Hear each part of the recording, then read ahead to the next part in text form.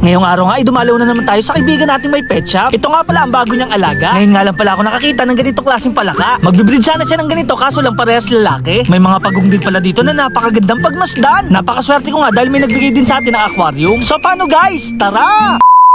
Kaya naman isang araw, maaga nga pala ako maliligo. Ngayong araw kasi ay may followers na magbibigay sa atin ng aquarium. Kahit hindi ko pa nakakuha ay nagpapasalamat na ako. Dahil sa sobrang excited ko, wala pang isang minuto lumabas na ako ng banyo. Dahil bibigyan nga pala tayo ng aquarium, magbibigay naman tayo ng isda. Agad ko nga palang naisip itong aking mga pidort na gapi. Mga anak na nga pala to ng ating mga naunang isda. Lalaki at babae na nga pala ibibigay ko sa kanya para makapagpadami. Magbibigay na rin pala ako ng convict cichlid. Ito nga pala ay pinamimigay ko na sa aking mga followers. Ang wish ko lang sana magustuhan nila to. Kaya naman aalis na kami ni Aling Regina. So paano guys? Tara! Sa Angel na nga pala yung dinala namin dahil medyo malaki yung aquarium. Halos kabilang barangay lang pala itong aming pupuntahan. Dito nga pala kami pupunta sa aming tita. Nag-bless na rin pala ako sa aming tito. Dito kasi iniwan ng followers ang aquarium na ibibigay sa atin. Ilang araw na nga daw pala itong nandito at hinihintay ako. Bali guys, ito nga pala yung binigay sa ating aquarium. Ang shape nga pala nito ay octagon. Pinasadya pa siguro to para maging ganito. Meron pa nga kasamang castle at nakapix na ito at hindi na natatanggal. Maraming salamat nga pala kay Ian dahil may bago na naman tayong aquarium. Ipapakita ko naman sa inyo ang alagang flower horn ni Tito Santi. Laking gulat ko nga na makita ko to. Parang kailan lang kasi ay napakaliit pa ni Banso. Napakalaki niya na nga pala at napaka-aesthetic ng kulay. Ito nga pala yung binigay sa atin ni Boy Ubo. Ang pangalan naman ng isang to ay si Queenay. Golden red nga pala to na nabili lang sa palengke. Babae daw pala to pero bakit may ulo? Itong isa naman ay si Chin. Female nga pala to na medyo mahiyain. Ito naman yung second batch na binigay sa atin ni Boy Ubo. Female nga pala to at ang pangalan niya ay Melon. Nakakatuwa ka dahil DIY lang ang kanilang filter. May gripo nga pala to at nilagyan lang ng hose. Kaya naman guys, nilabas ko na to para may uwi sa aming bahay. Maraming salamat nga pala ulit sa mga nagbigay. Kaya naman guys, hindi na rin kami magtatagal. Pupunta pa kasi kami dito sa bayan. Dadalaw na rin kami sa kaibigan namin may pet shop. Mabuti na nga lang kasama ko si Aling Regina. Uubusin ko kasi to sa pagkain ng isda.